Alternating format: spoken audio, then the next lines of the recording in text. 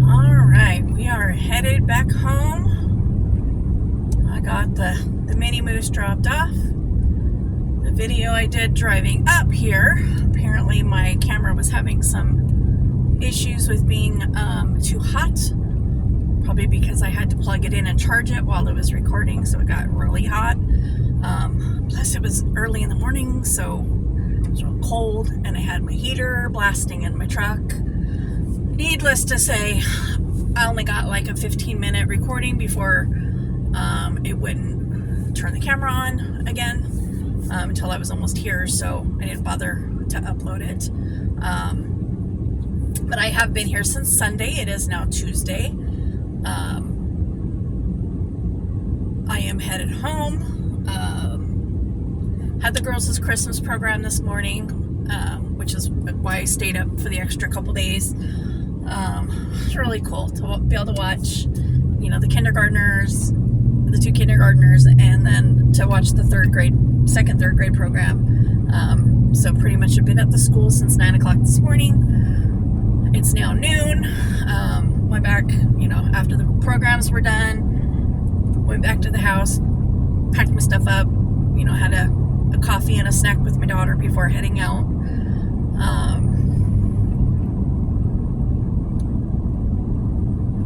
Things are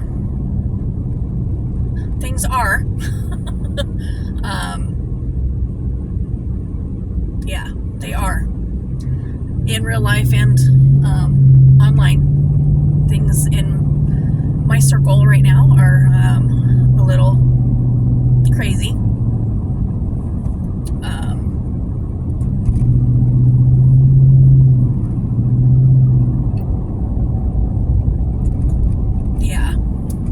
There's a lot going on.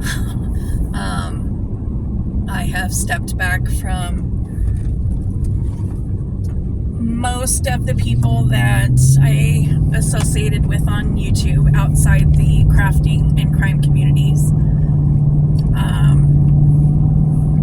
I went through my IG list and made a first round of unfollows and removing followers off of my personal IG. I'm not to a point where I want to lock it down and make it private, because it's not like, I don't use my IG for anything other than pretty much just posting memes and, chatting with people in private, private DMs. But, there's still people on there. I'm in a watch and wait situation with a lot of people, trying to be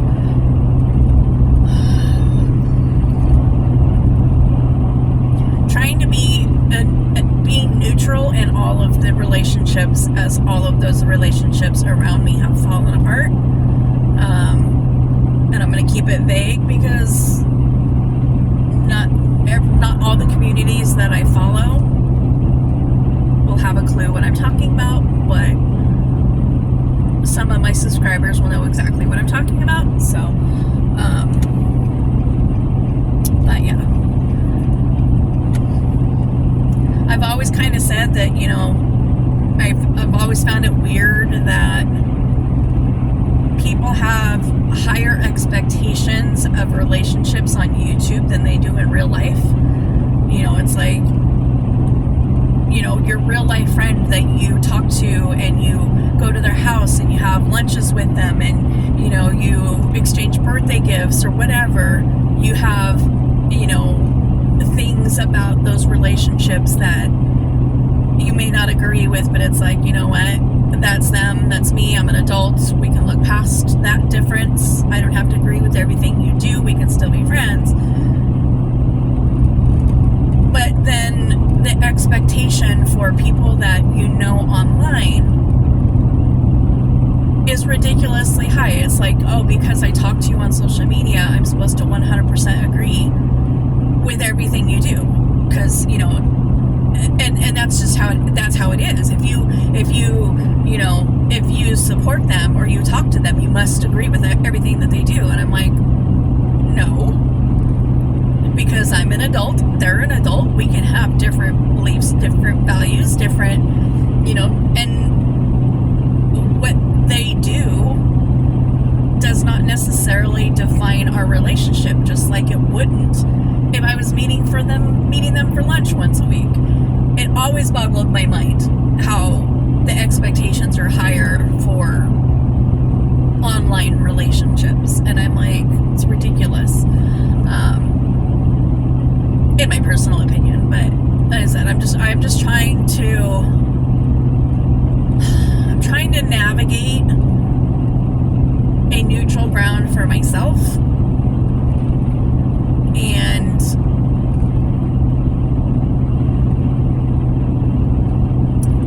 I'm now setting up some different boundaries for myself, because I was finding myself getting really sucked back into all of it.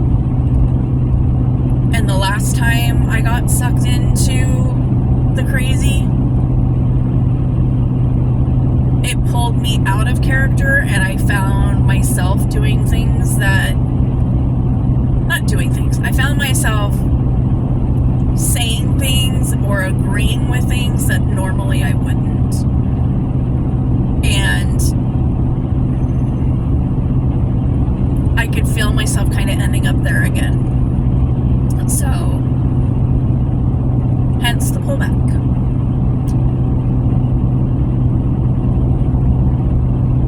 So, if you're watching this and you are, still subbed from various a non-crafting or a non-crime community, I appreciate the sub. I appreciate that you still hang in and watching.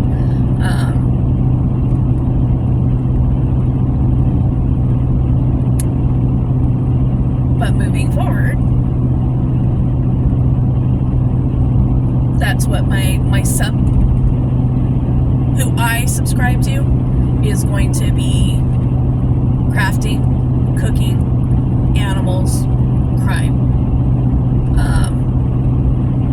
I do have a couple, over-the-road drivers that I sub to, a couple people that are in substance use recovery that I still subscribe to,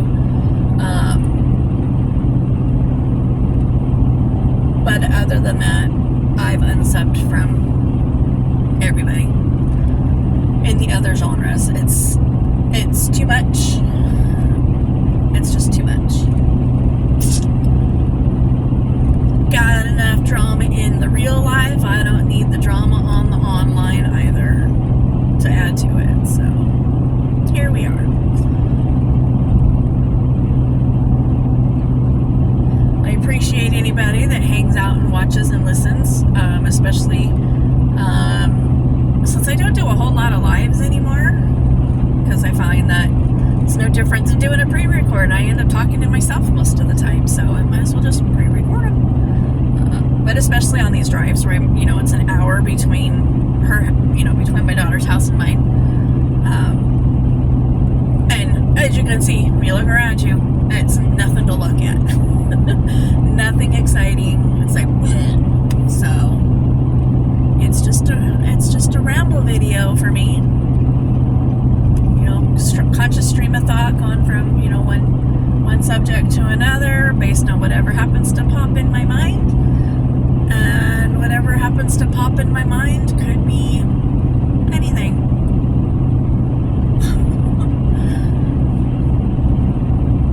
I do have a bunch of almost said crustage. That's not what I meant. Crafting videos to catch up on in my junk journaling realm. I watched a couple throughout the course of the night because I couldn't sleep well, so I was awake and asleep, awake, asleep, awake, asleep.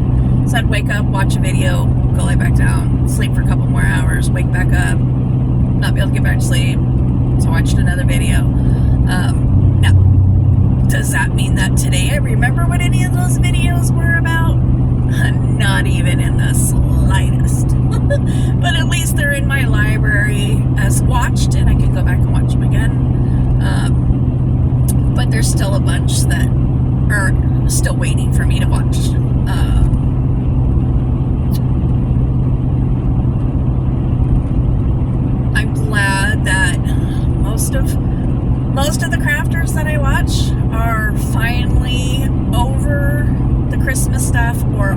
almost completed with all of their Christmas stuff, which is going to be nice to be able to get back to seeing something other than Santa Claus, snowmen, reindeer, snowflakes, Santa Claus, presents, Christmas tree, Santa Claus, wreath, Santa Claus, presents, Christmas tree, snow. You know, it's like, whoa. I've said, you know, on videos before that that's one of the things that I struggle with, is seeing past the decoration part.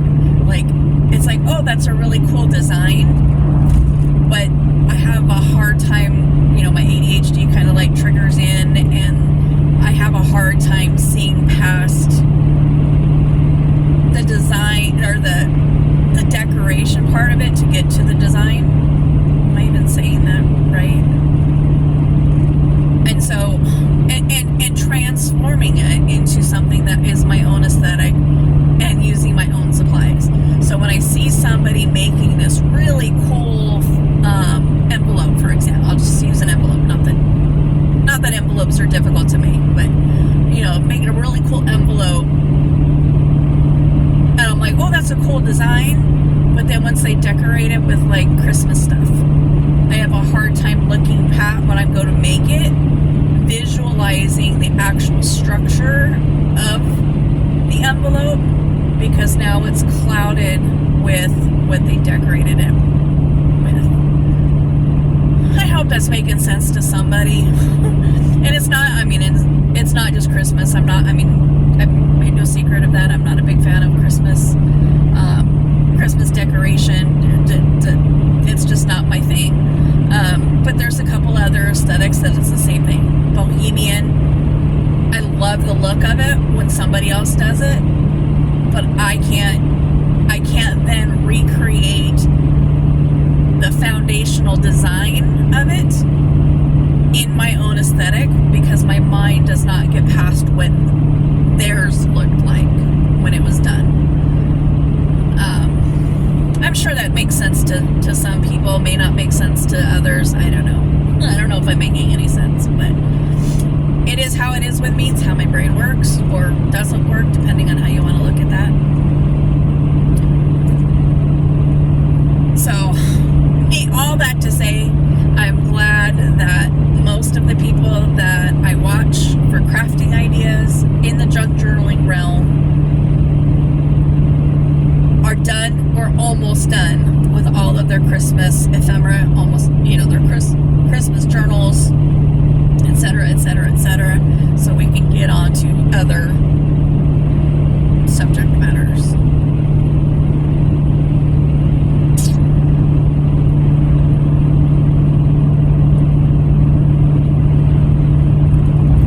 My word for 2024. So my word for 2023 was a phrase, a word, which was use it. And I had initially made the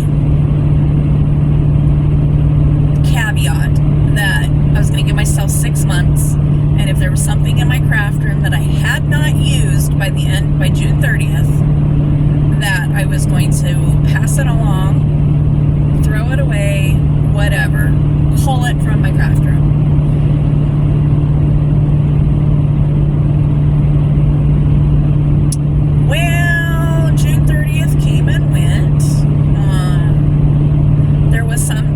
Some stuff that I've gotten rid of, that I've passed along to other crafters, but more so about filling flat rate boxes to the brim and getting my money's worth than actually sticking to my use it 2023 prompts.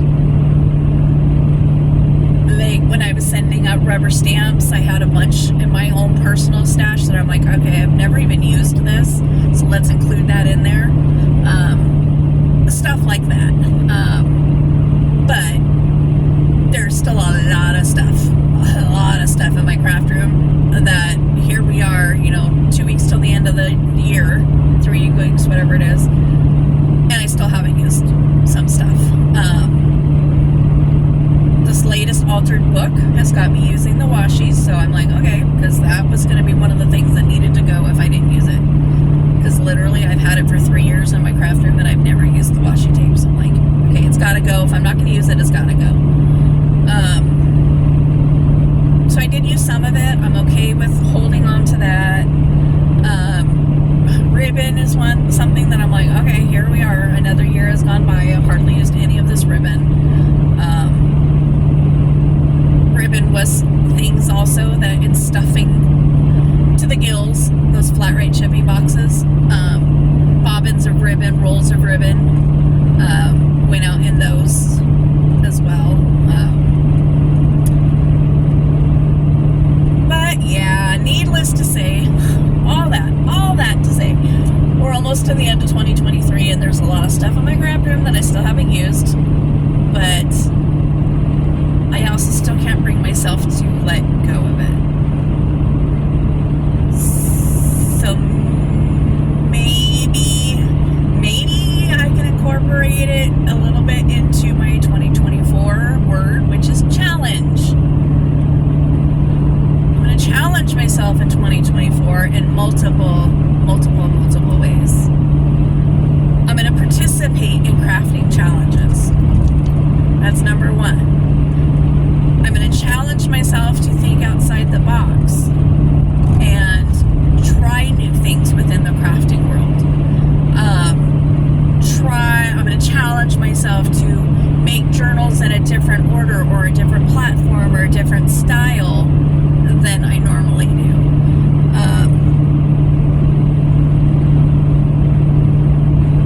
So challenge myself again to either use something or actually get rid of it. You know, if you're not going to use it, there's no point in having it.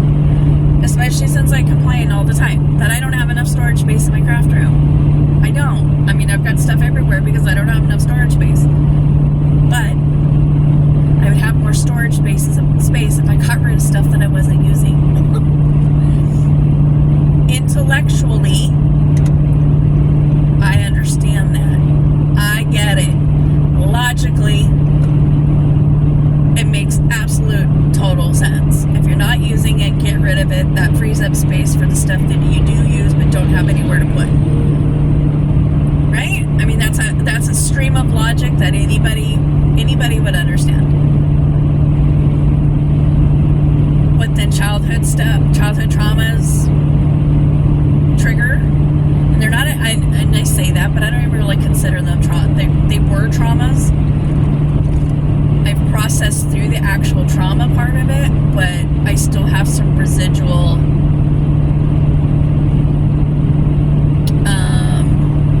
side effects in that I have a hard time letting stuff go. I have a hard time throwing stuff away. I have a hard time giving stuff away, getting rid of stuff. Because growing up, nothing was ever mine. It was either hand-me-downs from my siblings, and then on the rare occasion that something actually was mine, it was taken away from me and used as a weapon. So, as an adult, it still triggers that inner child in me that says, this is mine, and nobody can take it away from me. Nobody can. This is mine. I'm an adult. This is my house. Nobody can come into my house, take my property, and make me do anything with it. I didn't have that control as a kid. Now again, logically, I understand the absurdity of that. Logically, I understand where that's coming from. Logically, I understand that this is an unhealthy coping mechanism. But it is something that even through all the therapy that I did as an adult to deal with my childhood traumas, I still can't move past that, no matter how much I've tried.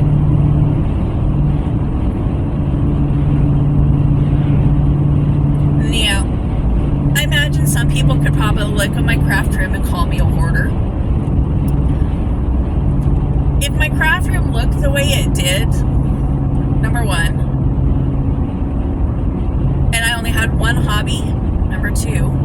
And number three, I never used the stuff, and it was just getting ruined because it was piled on top of each other and just, whatever.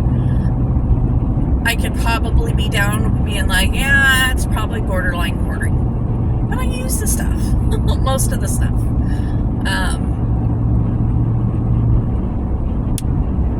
And I don't buy stuff that has no purpose. I mean, everything that's in my craft room, whether it's for cross stitch, whether it's for crochet, whether it's for the junk journaling, everything that's in there I bought because I had watched a video and I was like, oh my gosh, I really liked that. That was so cool. But then when I went to do it myself, I didn't like the way it looked when I tried it. So I haven't done it again. Or in some cases, I never even tried it. I bought the supplies because I watched somebody do it on a video and I'm like, oh my gosh, I really love that. Bought the supplies to do it and then I've never done it. But then, again, when it comes to then passing it on because I'm not using it, that little child kicks in again and it says, no, but it's mine. I paid for it. It's mine.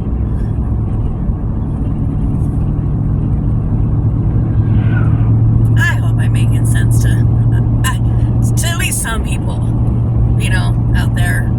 Or I'm hitting home. Maybe I'm helping somebody recognize their own behavior in that. I don't know.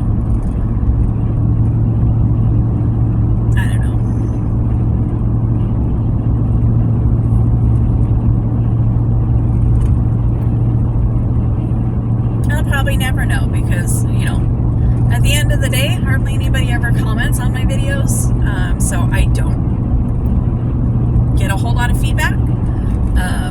I do see from my analytics that these driving ones seem to be the most popular.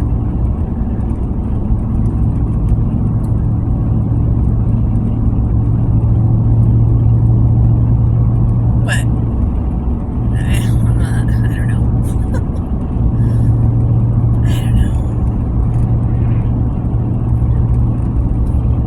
It is ugly, ugly, ugly. It's been raining for days. It's cold, wet, it's gray.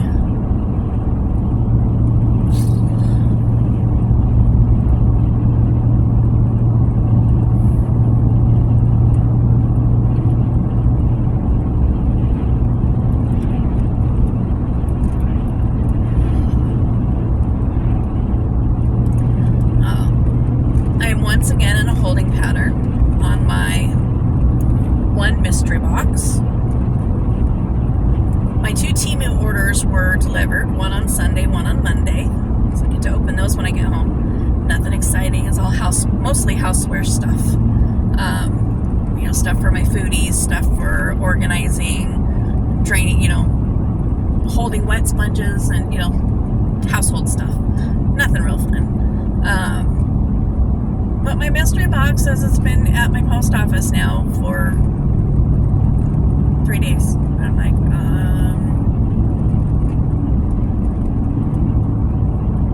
why isn't it being delivered? I'm confused.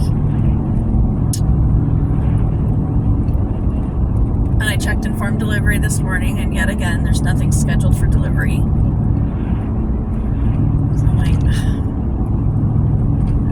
it's frustrating.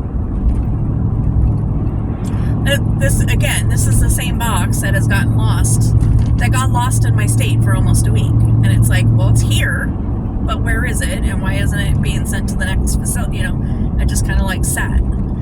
So, I don't know. It's almost like the post office is suddenly having struggles with processing international packages.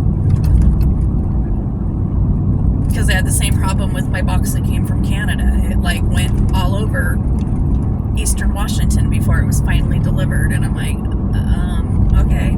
After it went to Western Washington for no reason. It bypassed, like I was saying, it bypassed Spokane and ended up over in Sumner on the west side of the state just to come to my post office to go back through the sorting center, back to the distribution center in Spokane, and then back again.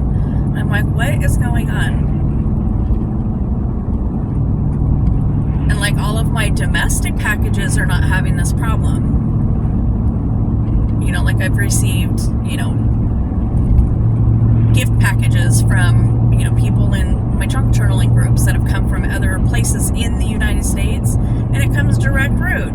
But all of the stuff that's coming from an international source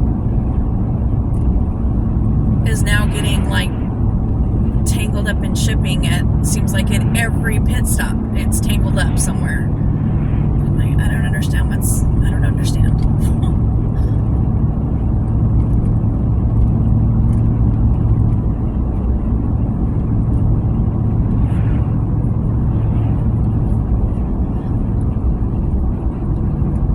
So this bus that's in front of us, this is, it's called Grapeline. And I don't know if they exist outside of this community because it is a .us, so they might exist elsewhere. Never really looked.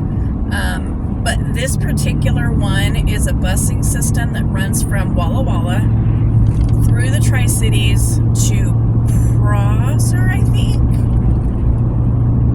and back. And it's like it's almost like a bus system. But it's a dedicated route, so they don't, unlike like the transit system where it goes like all over different streets and, you know, whatever. This is one bus, and that's what they do. And they have one stop. If you miss it, then you can try on the next time it's coming through. There's not another one that's going to come through in an hour and another one 3 hours later. It's like, no, you know, so it's almost like a dedicated taxi service, I guess is the way to put it. And it does, it bills through state insurance. I can't remember. I think it has to be for like appointments and stuff, but I don't remember for certain. It's been a while since I've had to refer somebody to their program. Like a long time, because it's been a year and a half since I worked, and probably at least 6 months before I quit working, because COVID really hit our business hard. So I didn't really have a whole lot of clients for, you know, a year and a half before I quit my job.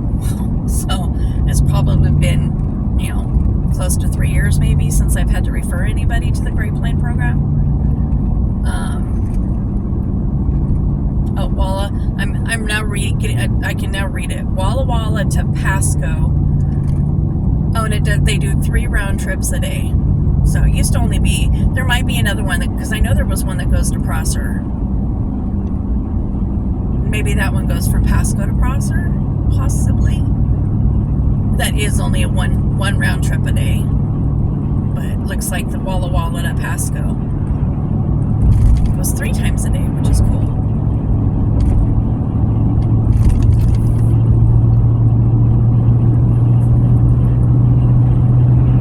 Services, A, if you're eligible, and B, you know about them.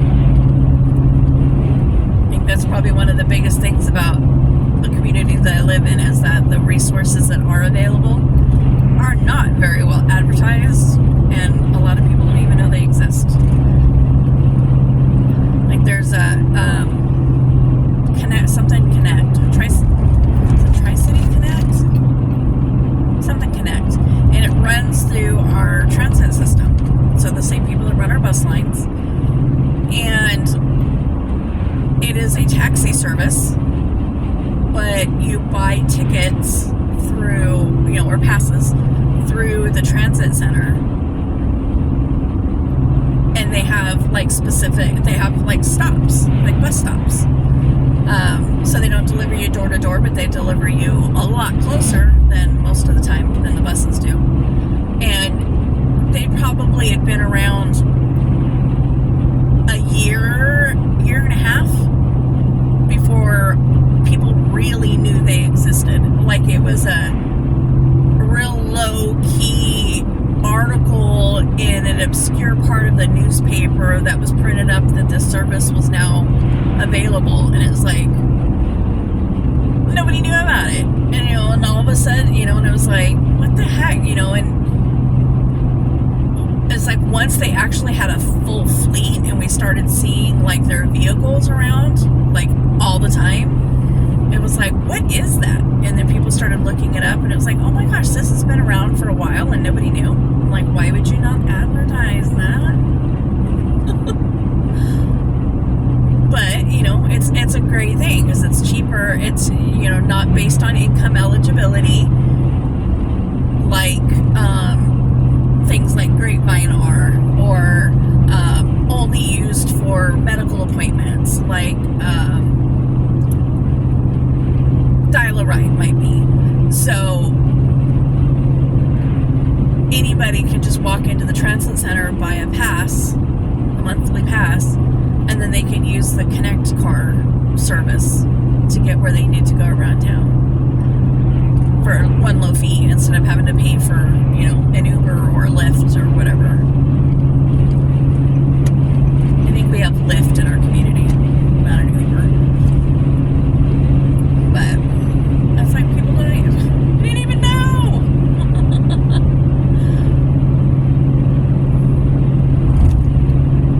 That's definitely happened on more than one occasion where it's like, well, it would have been nice to know that existed.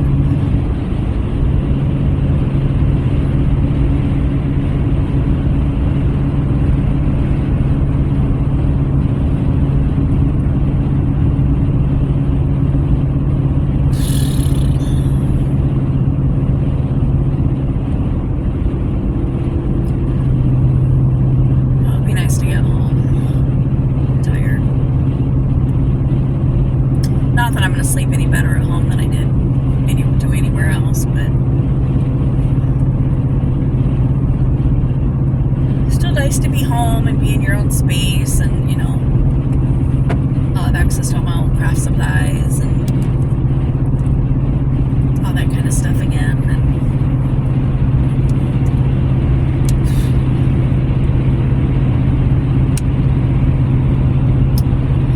I have a new light fixture on order for one of my bearded dragons.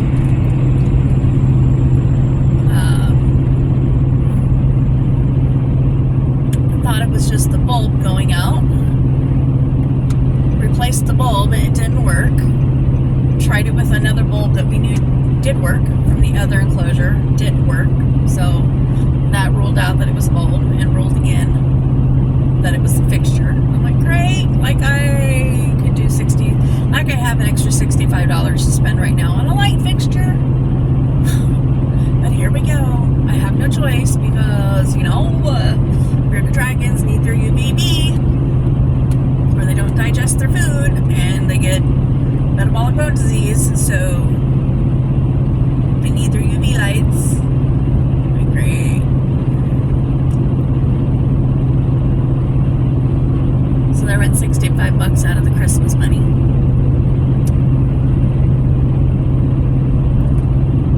It is what it is, though.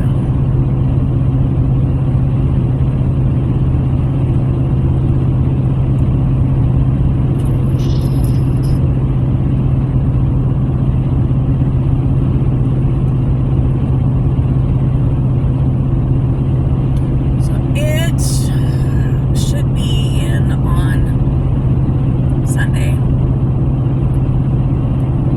Kind of looked around, went to the pet store there in Walla, see if they just kind of had one in stock, maybe.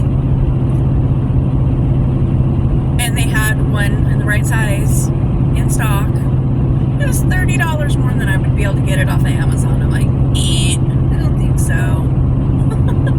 It was a slight upgrade in brand, according to the salesman. I don't really know.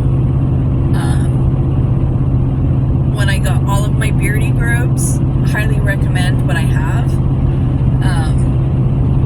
So I don't know, I may run it past them and be like, so is this truly an upgrade, or was he just trying to upsell me? But he's like, in my personal opinion, it's worth the extra $30 to have this brand over the one you have, and da da da da da. And I'm like, okay, yeah, okay. And I'm like, well, I don't even have the $65 to spend right now. I sure as heck don't have $95 to spend it. So I'm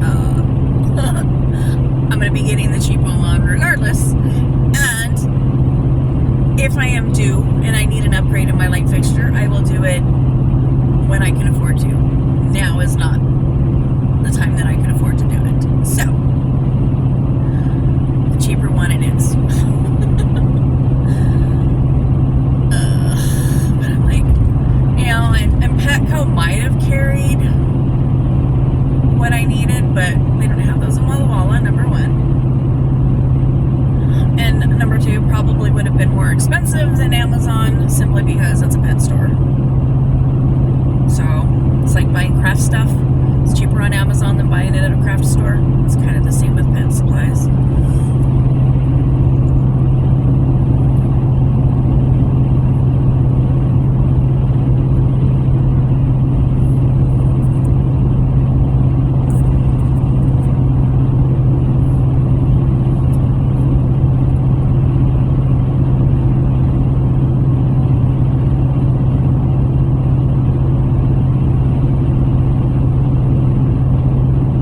At least in my experience. So I didn't even bother to look. I didn't even bother going on the website and looking. I'm like, forget it. I'll just order it from Amazon. They'll deliver it to my house. I don't have to worry about the people. I don't have to worry about, whatever. I'll just order it. Amazon is my friend. I love Amazon.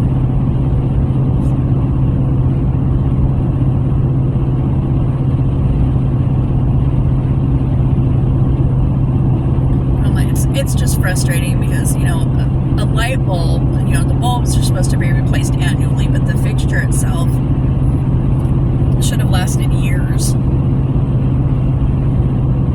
And this one's only a little over a year and a half, because I got them in May. Well, not even that, because I bought them in May. But I didn't put them in, I didn't get my tanks until August, so they're a year and 4 months, the fixtures are. A year and 4 months in use. So it doesn't make any sense whatsoever that it has failed.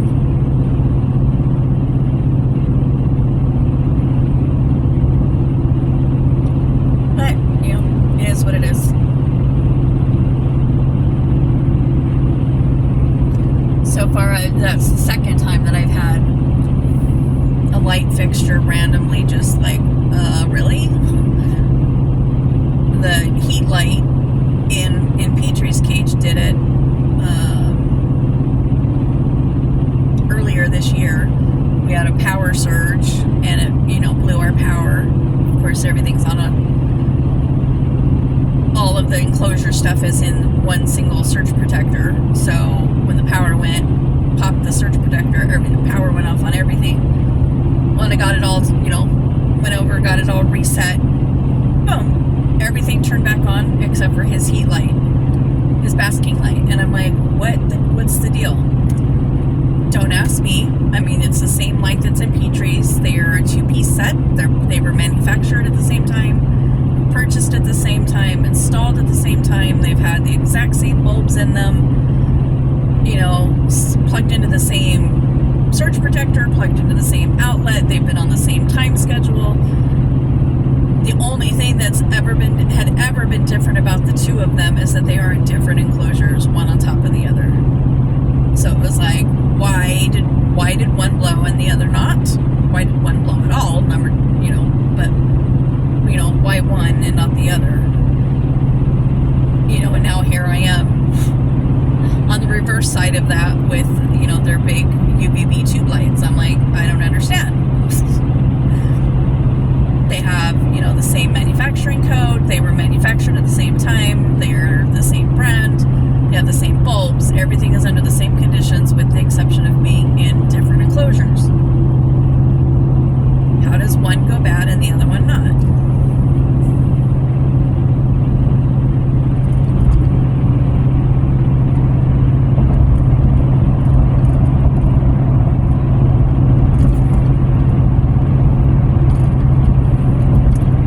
someone like me that's particularly regimented, is that the word I'm looking for? Hey dude, you moved over in front of me, so move your Toyota Keister.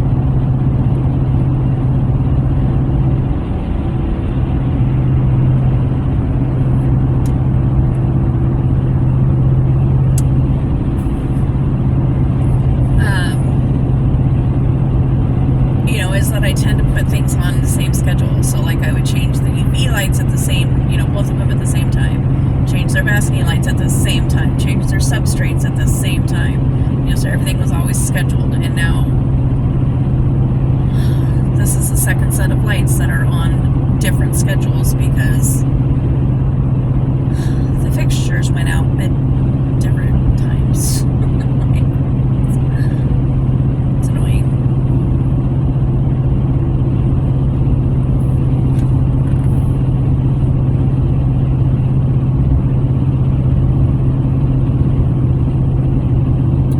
Town smells weird. It smells like burning.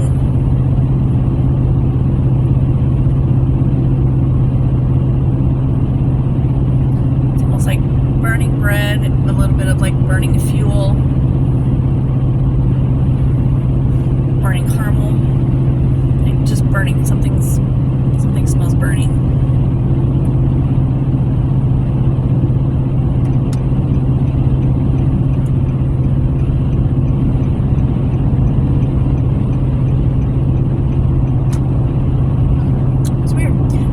It's not much out because now it is dissipated, so whatever